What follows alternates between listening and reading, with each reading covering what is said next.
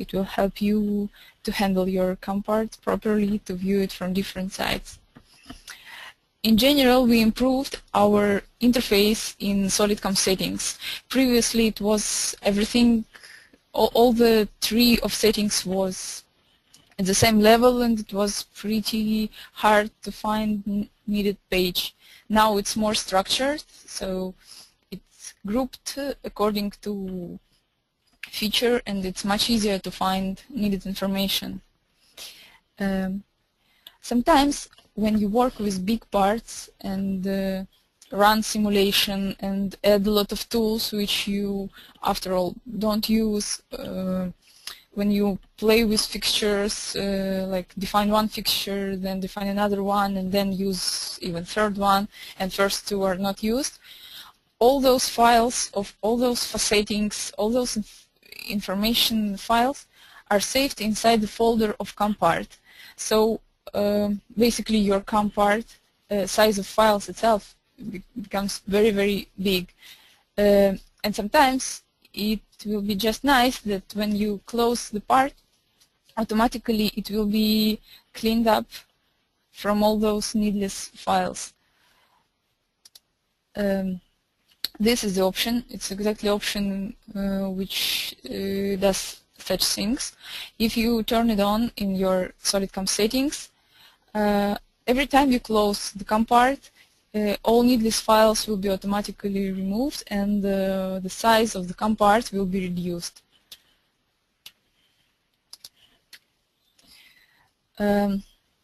Also in geometry definition, we added two nice features which you also can find in SolidCAM settings on geometry page. First one is the default start position of the tool. If, for example, in profile operation you define the contour, tool doesn't start from the beginning of the contour. It always shifted on 25% from the first edge of the contour.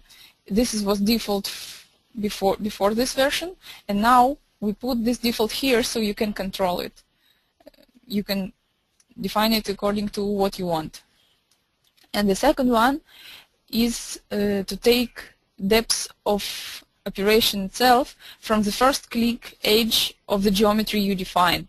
So you go to create new operation, you go to geometry, to define geometry, and the first click you do on the first edge of first chain of your geometry, this will be the depth of your operation. Also, if you're bored and want to change a little colors of machine simulation to make it more funny, you can define such colors on the page of settings in Toolbox simulation under machine simulation page. All those settings are here. You can use the solid color, you can use gradient, you can even add the file with a picture of your machine shop. Do whatever you want, you will get it in your machine simulation. Also, for a more safe way of working, we added auto-saving option. So you define here that every 10 minutes you want to auto-save your CAM part, and for example, if you work with PRZ file, probably you noticed that before you close your CAM part, it's just saved in temporary folder. And sometimes if something happened and the system crashed, data could be lost. And now, because of this autosave, your PRZ file will be repacked every, like on this picture, 10 minutes. Also, we added import and export default options. So now, if you set here your default format of Tooltable and the folder from where you want to import and export your tooltables, when you go to Tooltable in your CAM part and press on import or as well export, you will see those things as a default in your Tooltable. For HSR, HSM, and HSS operations, inside the operation itself, we added sliders to control the tolerances of toolpaths, faceting, and so on. And the defaults for those sliders we added as well in SolidCAM settings interface. So you can find it in the page of tolerances under the default group. You can control it here, and every time you create new HSR, HSM, or HSS operation, those defaults will be taken in it. If you noticed, probably before the last version, every time you entered the operation, CAM part was rotated automatically to isometric view according to current coordinate system. Were some people who complained about it, there were some people who were happy with it, so we decided to put it under the settings also. So if you select this checkbox, you turn it on, it will keep rotating, and if you will leave it unchecked, then your model will save its position before you enter the operation. We also wrote in the right-click menu in our CAM tree the hotkeys you can use instead of use of mouse. It's hotkeys for rename, cut, copy, paste, and delete options. Also, you have a hotkey for suppress, so probably it will make life easier for somebody. For tools, if you show in your CAM tree your tools, like before outside the operation, before the operation, now there is an option to show tool offset numbers. So if inside the operation you wrote some tool offset numbers, it will appear here. It's also controlled in SolidCAM settings, so check it on the tool page in SolidCAM settings. Check the checkbox on to show also offsets. Sometimes there are cases when people still want to see in simulation some tool movements, some operations, but don't want to output them to G-code. For this, we added option to suppress G-code. So if, for example, you edit some operation, you want to see it in simulation, but you don't want to output it to G-code, you just click with the right mouse button on it, select suppress G-code. Operation will be surrounded by small black frame, and it means that nothing from this operation will go to your G-code. It will be only simulated in all simulations we have, but in G-code you will not get anything from it. Also, we improved a little the way of work with our file option. As you know, to SolidCAM tree you can add a file which contains clear G-code you wrote in it, and it will be output as is. Previously it was very simple option just to add the file, and you couldn't do anything with it. Today you can rename it, you can put it in the folder of your CAM part, and it will be stored inside the folder, so when you move the CAM part it will be moved together with it. You also can relink if for some reason you want to change the link and take a file from some other place, you can relink it. And as well you can rename, as I told, and edit it also from the CAM tree. Previously it wasn't possible. We opened option of generation toolsheet for single operation. Previously for some CAM parts it was possible only for wall CAM part, not for single operation. Now it's available also here. Now let's move to our changes we made in Tooltable. It's some changes also regarding offset numbers inside the Tooltable. Sometimes if your machine has rotary turrets or linear turrets, it's not always all stations on those turrets are numbered in order of appearance. I mean, it's not always 1, 2, 3, 4, 5, 6, and so on.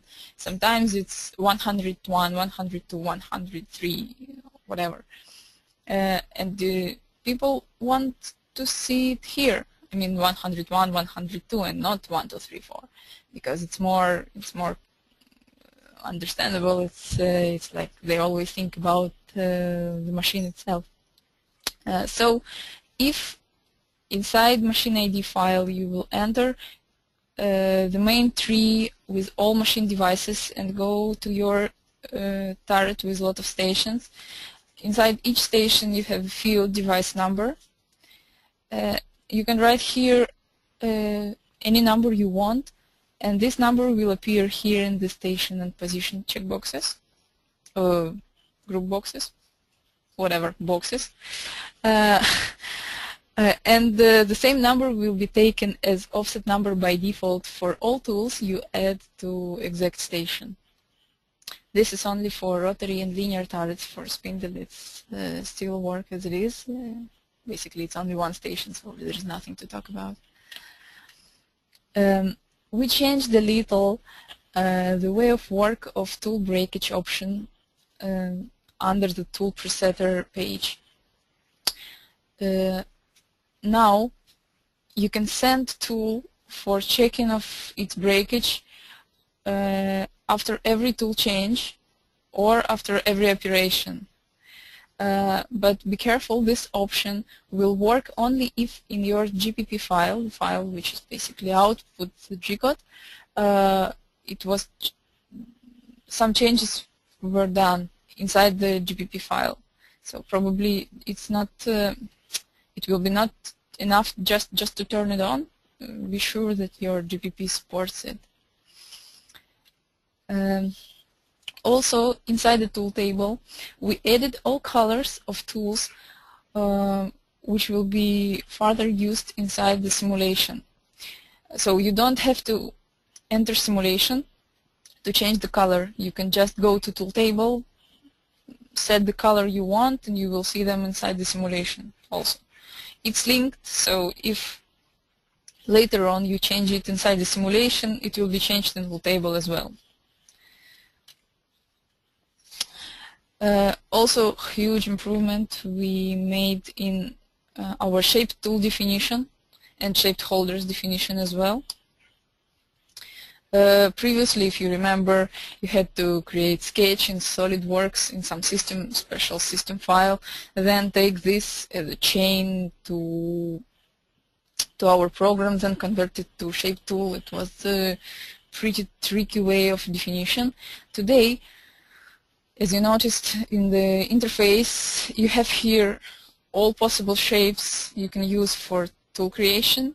So you just add them one by one, define the sizes, and tool will be done according to your definition. No need to use SolidWorks for it.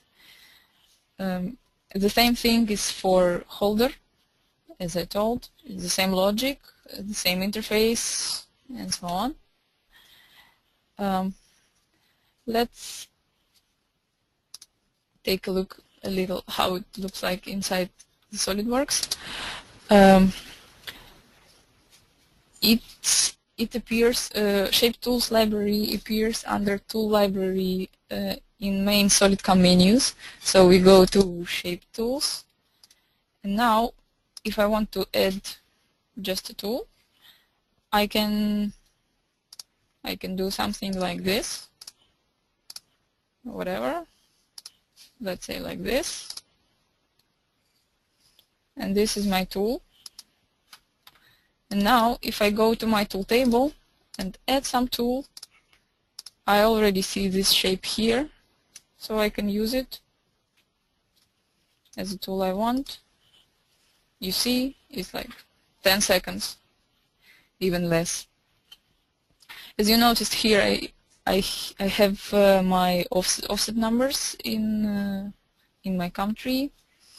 Also, if I will go to my rotary turret, which is here, I have a stations, and you can see the last one I called it number 19, whatever, just to show you that it doesn't have to be 9. It could be any number you want. Okay, let's go back to PowerPoint. and continue with general changes we did in operations. In all operations of SolidCAM to tool page, we added two fields to show cutting lengths of tool. This is this yellow piece of tool, and outside holder lengths. Just for information. Just you don't have to go inside the Tooltable to check it. It's now on the main screen. Double click on the title of window of operation will minimize the operation window to this view. Also, it can be done by hotkeys Ctrl+Shift. It can help you just to take a look on your model, how it looks like, the toolpath and so on, and then you can maximize it back. Also, we changed the button we had at the bottom of the window of operation. We changed them to icons, so now it's a lot of icons. First icon, it's save, it's just saving, save and calculate. Third icon is save and calculate with all related operations. This button appears only in turning operations because, as you probably also noticed, when you change something inside the turning operation, all upcoming turning operations lose their toolpath and became marked by star. So just to make the life easier, you just can click on this button and all upcoming turning operations and related milling operations will be recalculated also. This is exactly what is shown on this slide. The next button is save, parallel calculate, and exit. It sends this operation to another core of your CPU or to some parallel computer for calculation, and close it for current processing. You can continue with some other operations while this one is calculated like on the background. In addition to this, we have also option save, parallel calculate, and copy. It does exactly the same things, just close this window of operation and open second one, which is copy of this one, if you want, for example, to use the same technology but with some different geometry, as people usually do when they use save and copy option. As well, we have buttons for simulation and for G-code, and additional button for G-code. This is G-code with time calculation.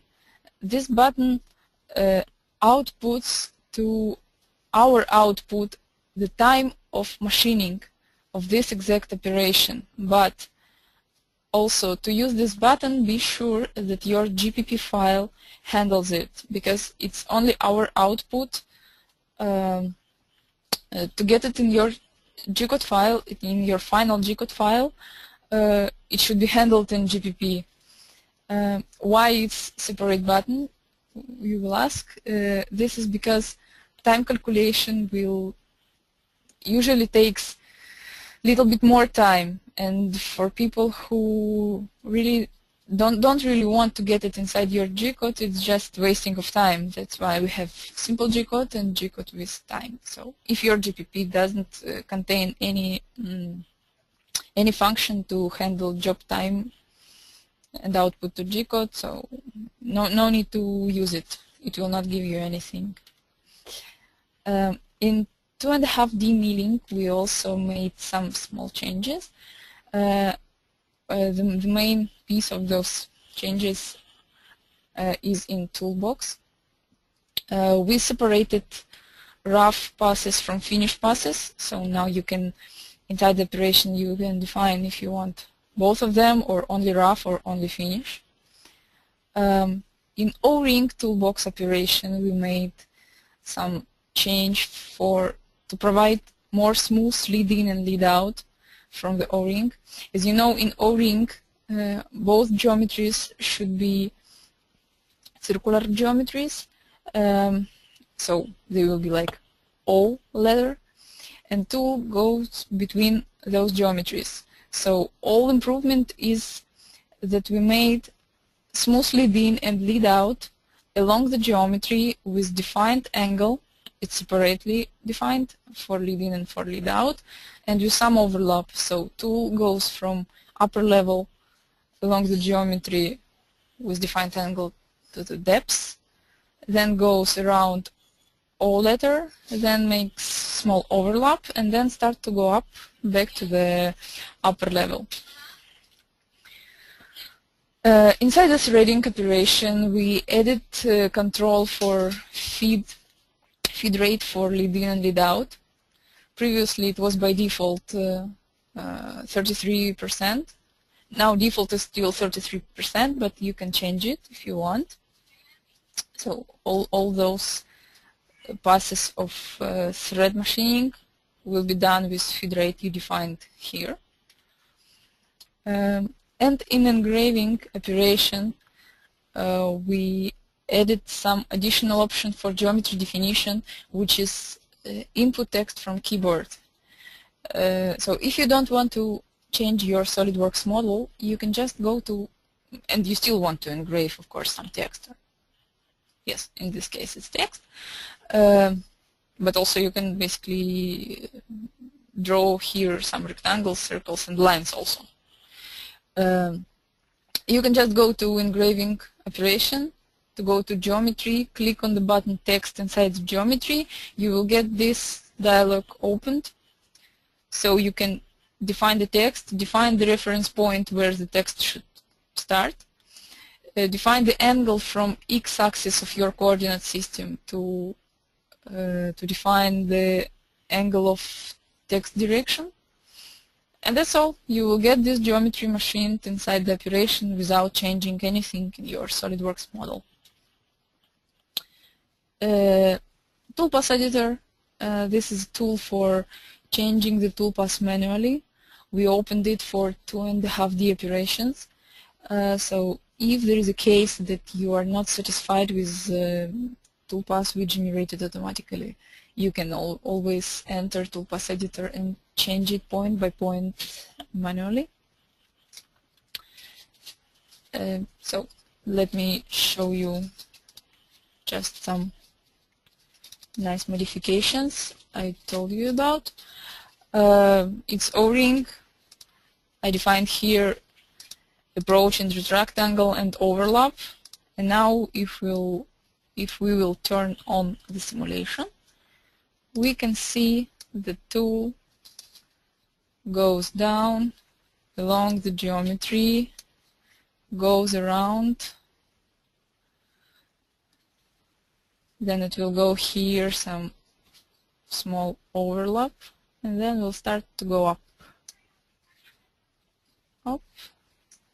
and retract it totally away from the geometries. This is a toolbox. And regarding engraving,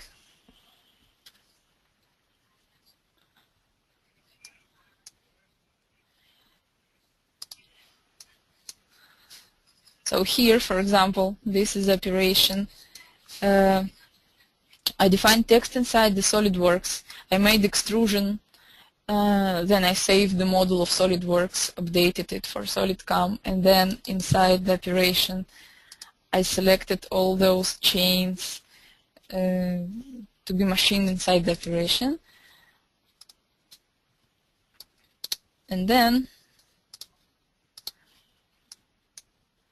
it's machined, you see, then that it's engraved perfectly, but it took me some time.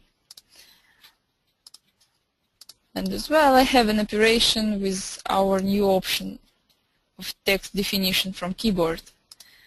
So this is a text I defined. If we will go to take a look what I exactly defined here, by the way, there is a button preview, so you can see what is defined and where exactly it will be. Inside, under the edit button inside the text group box, I have my text defined. So here you can play with all possible options you have. Here is the reference point. I can pick it from model wherever I want. Angle from x-axis. If you will take a look at my coordinate system, x-axis is like this, and 0 means that my text will go in this direction, and it's okay for me. And then, okay, I want to calculate, why not? And then when I go to Solid Verify Simulation, you can see that it's machined exactly the way, well, because it's a little bit different font, but the point is that it's much faster, and I don't want to do anything with my CAD model. In addition to all this, I just want to pay attention to a new option we have inside the engraving technology, which is called middle line.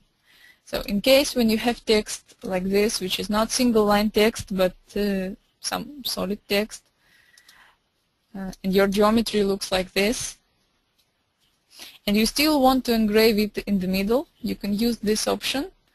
And then when you will use this option, toolpath will look exactly like this. So as you see, it goes in the middle and makes pretty nice letters. So this is the option, don't forget about it. It's pretty nice. Sometimes with some complex fonts, it's not so smooth as we expect, but in case of fonts where distance between the walls of letter is more or less the same for wall letter, it works pretty good. Okay, let's go to our probe operation. As you know, probe operation is available in SolidCAM since version 2012, but we keep improving it, and in 2013 we added also some options. But just in general, to remind you what is our solid probe, this is additional operation which contains home definition options and options for measurement. And in addition to solid probe, as I told you before, we have a tool measurement and tool breakage inside the Tooltable. So it's also a piece of package which we called solid probe. Inside the operation of solid probe, we have 16 cycles. Basically, it's standard cycles of probe controllers which can be installed to your machine. As well, for this, we developed a new tool which is called Probe Tool.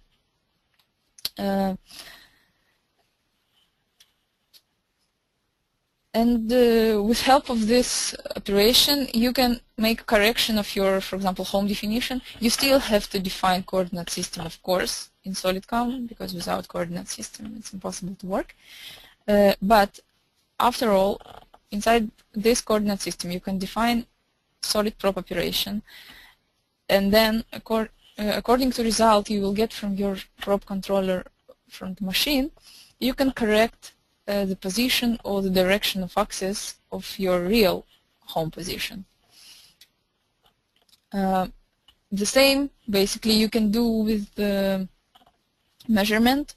So for example, you made machining of this pocket, and then you, after this machining, you want to check if it's okay or not. You can use the same geometry, just create probe operation, define their measurement, define the cycle you want, and you can measure this pocket you just machined, and then decide or keep machining or just go and change the tool or something, because probably something went wrong.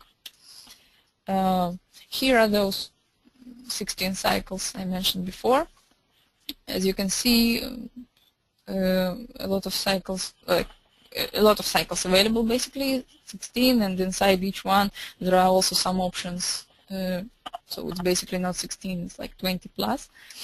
So there are cycles for single point measurement, for angle measurement, for measurement of balls and pockets, for cylinder and holes, and for different ways of corners, like filleted corners, like arc on the corner, or sharp corner as well, internal and external.